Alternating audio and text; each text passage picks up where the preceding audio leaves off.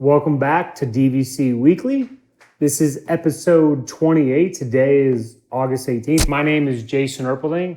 I'm the broker of Buy and Sell DVC, and I'm here with Scott Ferrioli. I'm the owner of DVC-Rental and buyandsellDVC.com. And just remember, the website for Buy and Sell is buyandsellDVC.com. The website for DVC Rental is DVC-Rental. Remember the dash to save the cash. .com. .com. And today, the 11-month window from today is July 18th, 2022. 7-month window is going to be March 18th, 2022. And remember, we're on Instagram. We're on Facebook. We have a Facebook group. We're on Twitter, both the rental and the buy and sell. And then the rental is also on TikTok, where they do some dancing. There's no dancing. Maybe we'd get more views if I did some dancing or if we hired somebody better looking to do dancing for me. But that's under DVC Scott. And recently, was there a YouTube on a Treehouse Villa?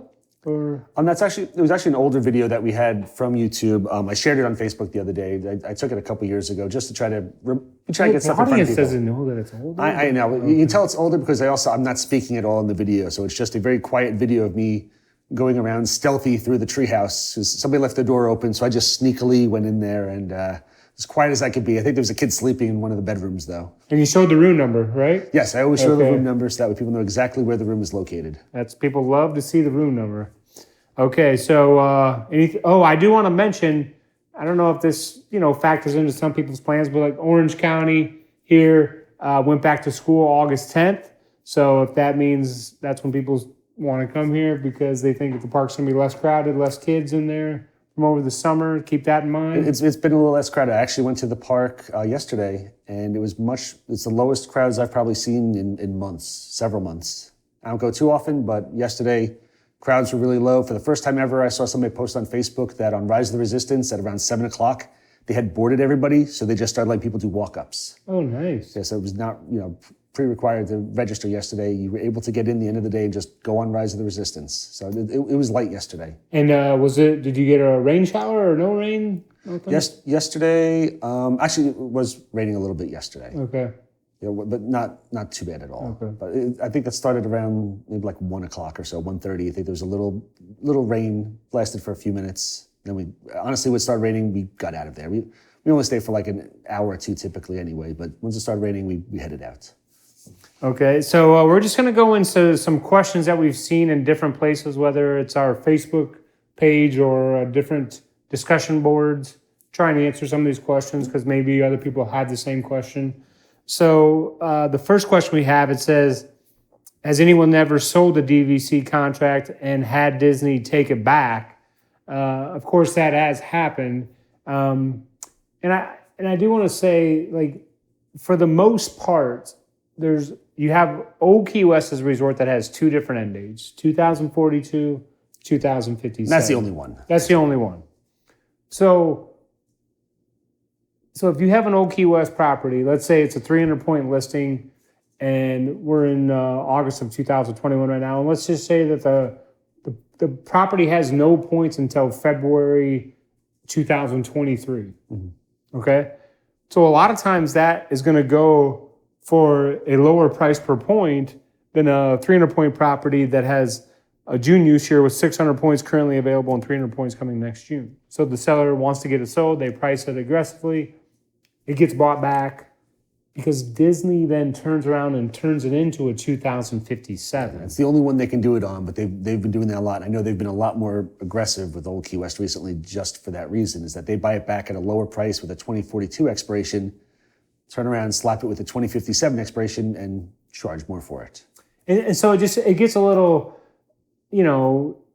buyers don't want to pay.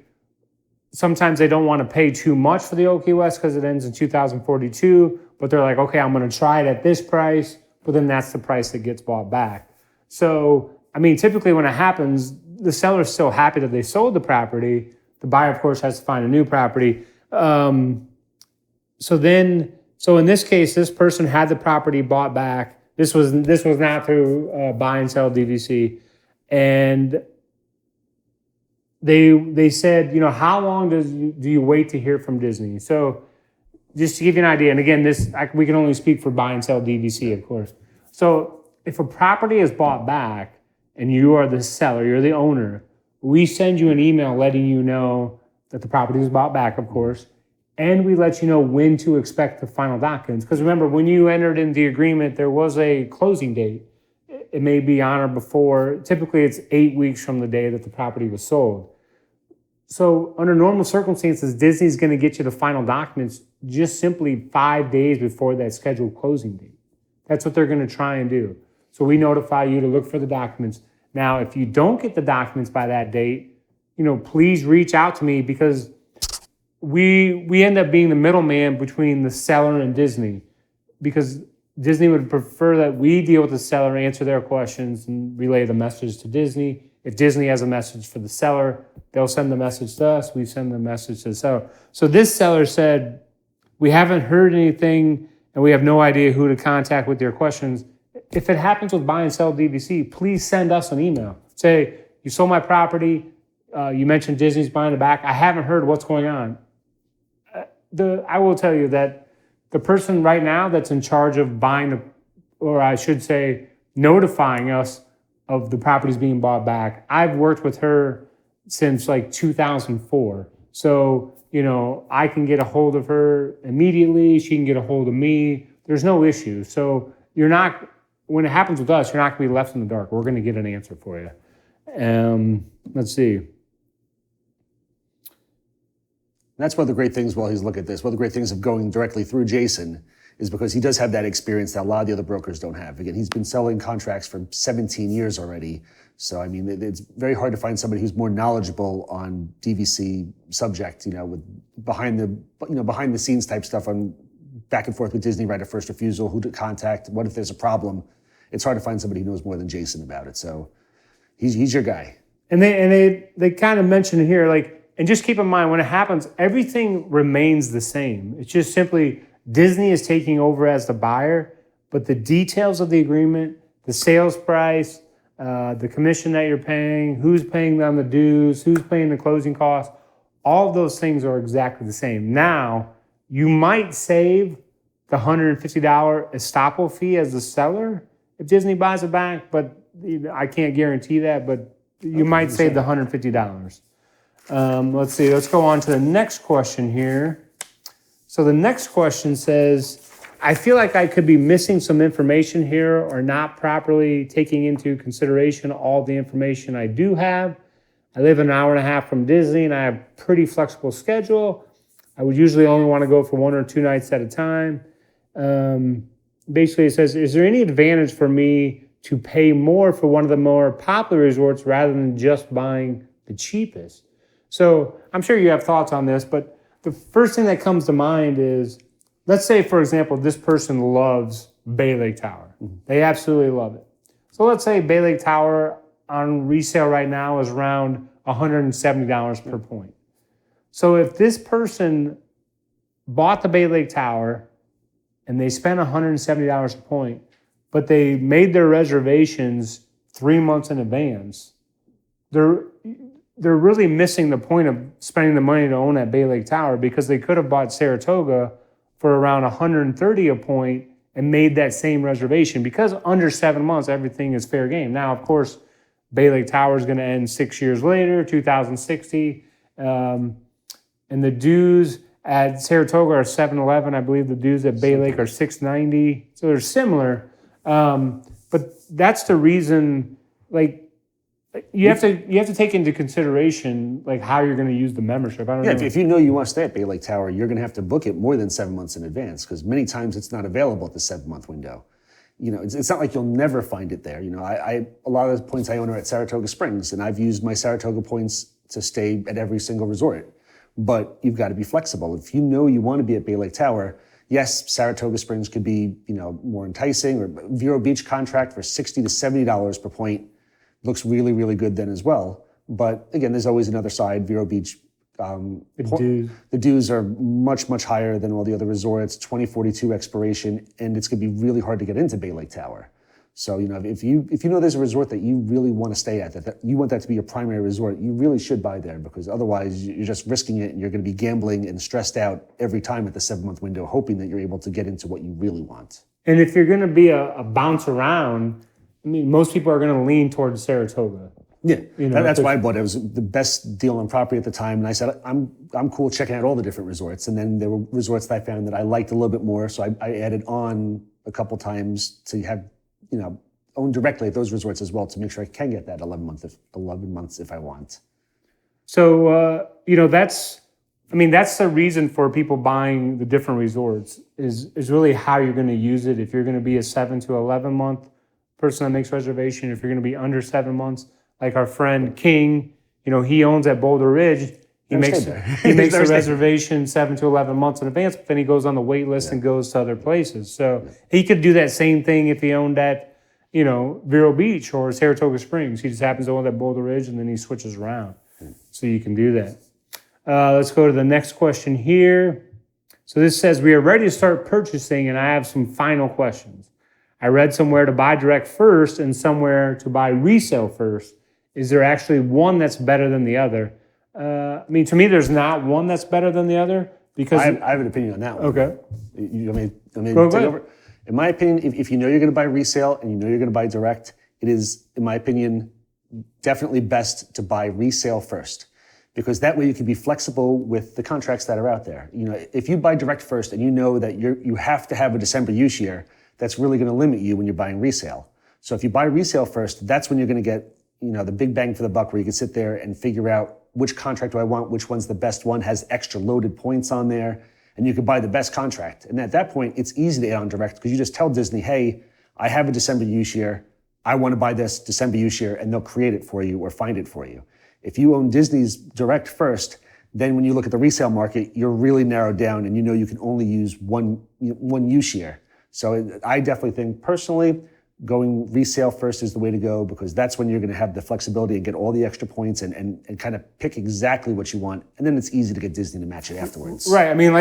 To follow up what he's saying, if you already have the plan mapped out in front of you, and you say, we want to own these amount of points direct at this resort with this use year, and we want to own these amount of points resale with this use year, then definitely, yeah. If you already know what the two things you want to buy are, then yeah, definitely I would go resale first, because on the resale end, it's only what is available for sale. Yeah.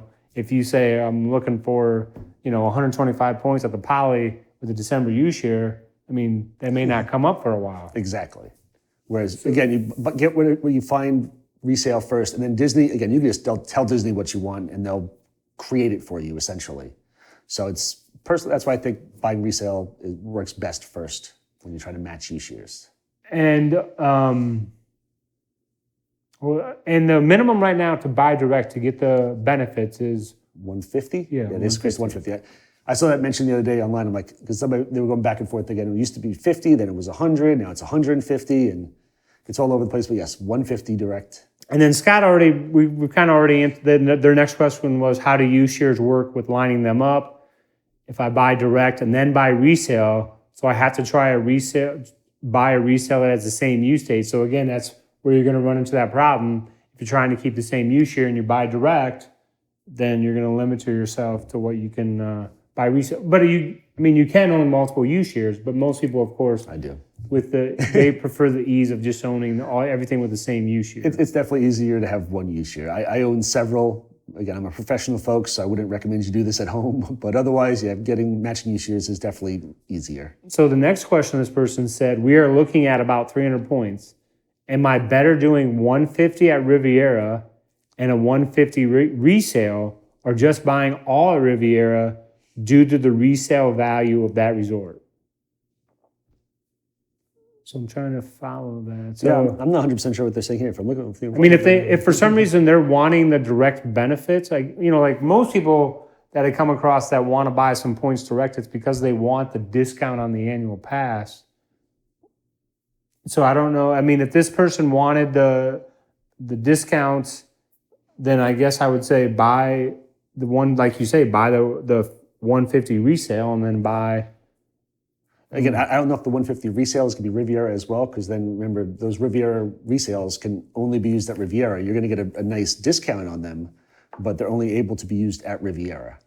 So Riviera is always I guess we'd have to get some more information. Yeah, I think more information. Riviera is such a tough one because the restrictions on the resale side, and then restrictions when you buy direct, when you try to sell it again with it losing everything. It's just a tough one. So. And then they say, can someone explain pooling points between the direct and resale?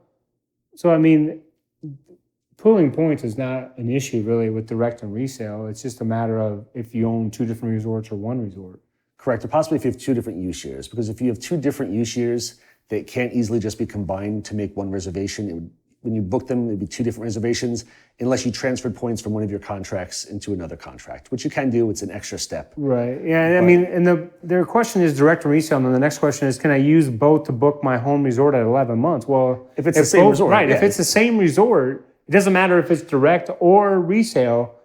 You can use all the points together 11 months, and if they're not the same resort, it doesn't matter if you own 2 different resorts and they're both direct. You can't combine them at 11 months for 1 resort. Correct. Yeah. So no matter what, if you own 300 at Vero Beach and 100 at Grand Floridian, you can't combine them together to book them at 11 months at Grand Floridian. You can use your Grand Floridian points to book 11 months and your Vero Beach to book Vero Beach at 11 months or 7 months. You can easily combine them together.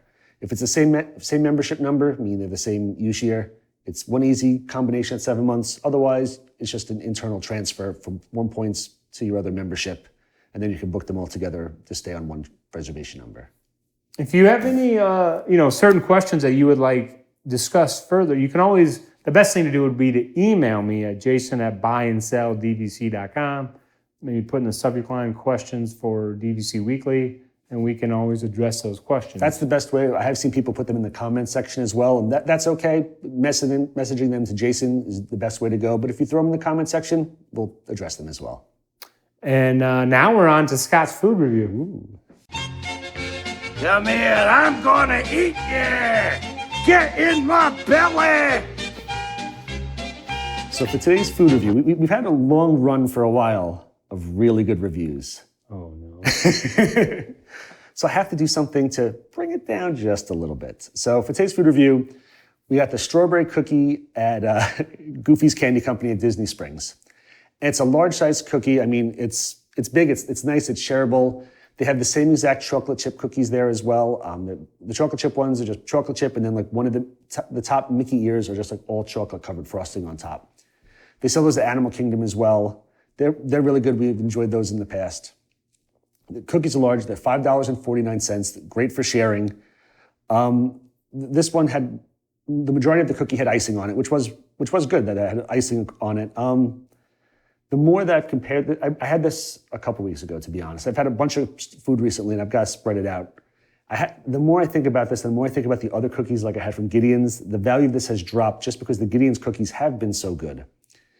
And we shared this with my niece, who was down here for a little bit as well, and she pointed out that it tasted more like a whole wheat Pop-Tart. It was just like fake flavoring. I mean, I give it a 5.2. We brought it home. We brought the Gideon's home. We ate the Gideon's for the next couple of days. We ended up throwing away the rest of this cookie just because I didn't want to waste my calories and everything on this cookie. So it's fair at best, 5.2. Not horrible. You can try it out, but again, I wouldn't get this again. It's a good value though, because it's a big cookie, and if you have a couple small kids, it's very easy to take this cookie and break it up and split it between 2 or 3 kids, and they'll be happy with it. And I'm sure, truthfully, it's a different palate. I'm sure the kids will enjoy this a lot more than adults. It just tasted fake and fake flavored and just wasn't great. Pop-Tart. Whole wheat Pop-Tart, yes. That was her. She's 17. She said, tasted like a whole wheat Pop-Tart, which means that I think she might have liked it a little more than I did. But I don't think she would have given it a great score either. But 5.2, big cookie though. It's not terrible. Again, I prefer the identical chocolate chip cookies that they have both at the Candy Company and at Animal Kingdom. All right. So I didn't know if you had anything you want to give us in rental news? We do have some new rental news. We've been working on this for the last several months. Within the next week or 2, we should be making a nice change to our system. We're going to make a change to our check availability. Right now, if you click the check availability button, You put in your dates, you put in exactly what resort you're looking for, all the information. It sends it to us, and then our team logs into the DVC member site. We check all the availability for you, and then mail you back all the results. And that's how it's worked for the last 11 years. But the enhancement that we're making, the check availability screen is going to change now. It's still going to be the same exact thing, same button there, same link, everything. But when you click on it, you're going to put in your dates, and there's going to be little filters there where you can select studio, 1 bedroom, 2 bedroom, 3 bedroom, and then you click search, and it'll automatically tell you exactly what's available for you. It'll give you the pricing on it, everything right there. They'll have pictures of the resort, and you can book it right from that screen. There's no emails back and forth. There's no waiting for our team to get back to you. It's going to automatically check everything for you at every single resort. And again, there's filters on the side, so you can select by specific resorts. You can select, I just want Alani. I just want the Walt Disney World resorts. You can search by room sizes. And based on the way that the world has been going recently, COVID's coming back a little bit stronger recently. Once we roll this out, all of our new reservations are going to have the no questions asked travel insurance on there automatically for you. So every single reservation in the next couple weeks will have the travel insurance automatically for you. So you can cancel for any reason. You cancel for any reason, it'll automatically give you a credit, and the credit will be able to be used for another 2 years or so. So this will automatically be thrown in there once we roll out this new system. So some really cool stuff coming up for us. And once this rolls out, there's going to be future enhancements coming through. We've already been discussing it, so there'll be new stuff rolling out too. But we're very excited to have this coming out in the next week or two. And anyone could use it. Like, let's say, for example, someone's looking into owning, right? And then they say, well, I wonder what availability is like at such and such a resort 6 Correct. months Yep. from now. Yep. So yeah, at any time, anybody, whether you're booking the room with us or if you just want to check availability.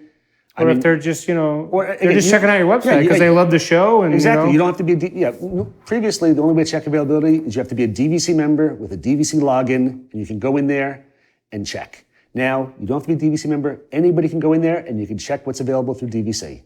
So it's opened it up to a world of possibilities for everybody on there. So no more you have to be a DVC member. Anybody can view this information. So because when they're on the buying side, a lot of people, they want to get that feel. What's it like? What is available at this? Exactly. Do I buy Bay Lake Tower? I have no idea what availability is going to look like. Do I need it 7 months in advance? Am I cool 5 months in advance? Now you can go on here and see exactly what's available right now, and maybe that can help you out too. And even 7 to 11 months is going to show? Oh, yes. 7 to 11 months. Everything will be wow. on there, so it'll show every single resort for up to 11 months in advance. So you can go in there, play with the dates, do whatever you want. I mean, if this is going to help you buy and figure out what resort you want, this will hopefully help you out. So, and people, if you're curious to see what availability is like at Grand Californian, you can... Yeah. 10 months in advance. You've been thinking about renting, but you've been nervous. You didn't want to have to hassle somebody to call, to email you back with details or anything. Go to Disney site. If you just play around on a weekend, go to Disney site, see how much they're charging, go on our site and price it versus them and see the savings that are out there. You don't have to even talk to anybody. So you can do it all from your phone. You can do it from your home. It's super, super simple now. That's going to be a nice tool to have for, everybody. Oh yeah, absolutely. You don't have to just be a renter. You can use it for anything. Definitely. That sounds fantastic. Yep. So looking forward to hopefully it. by, sometime early September, hopefully. I would think so. I would hope before then, but it should be good to go by then. All right. Well, that's exciting news there. So I think that covers everything for this episode. Yes, sir. So thanks for tuning in. Be sure and hit the like button. Be sure and hit the subscribe button. And remember, we're still... If you're purchasing a property, you're financing with Vacation Club loans, you get entered into that pool for one of the gift certificates that they're giving out. Yep, we haven't talked about that in a while. Yep. So we appreciate you watching. I think there's also a little bell button for notifications. Hit that too, so that way you get notified when we release something. Thank you. We love you, and have a wonderful day. Thank you.